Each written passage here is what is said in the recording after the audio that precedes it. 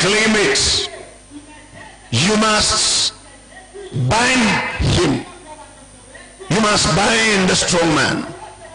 Because you cannot just get him into his territory, a strong man.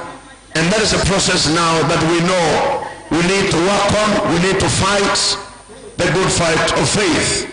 Now, in the issue of understanding, because I'm sharing on understanding, you go to the book of Philippians chapter number 3. Philippians chapter number 3, consider verse 7. The Bible says in the book of Philippians chapter number 3, verse 7. The Bible says in verse 7, but whatever were gains to me, I now consider loss for the sake of Christ. We cannot overcome the enemy, or God cannot trust us if we don't have something we call doctrine. What is your doctrine? When it comes to worship, when it comes to prayer, when it comes to giving, when it comes to faithfulness, what is your doctrine? Because it is very important for us to know that God honors what we believe, what we sacrifice. This is why Paul says, what was to benefit me?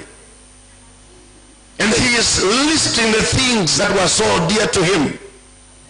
And he said, I consider them the rubbish for the sake of Christ. But whatever were gains to me, his education, his philosophy, he was circumcised on the 8th day as a Jew. He came from the tribe of Benjamin. But he's saying, I did not consider that as anything to be grasped.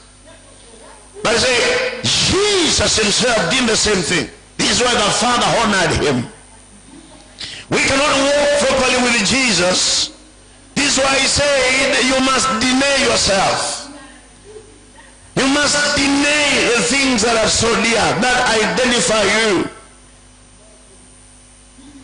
or gives you credibility in the world, or with the people of the world, so that you maintain the popularity with God.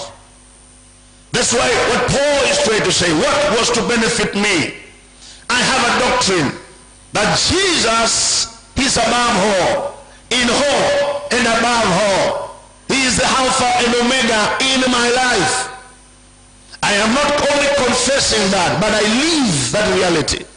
When that becomes a reality, and this is why the Bible says, when the Spirit came from, when they were filled with the Spirit of Christ, the Bible says that they continued in the apostles' doctrine, in fellowship, in prayer, in the breaking of bread. They had a doctrine of prayer that I'm not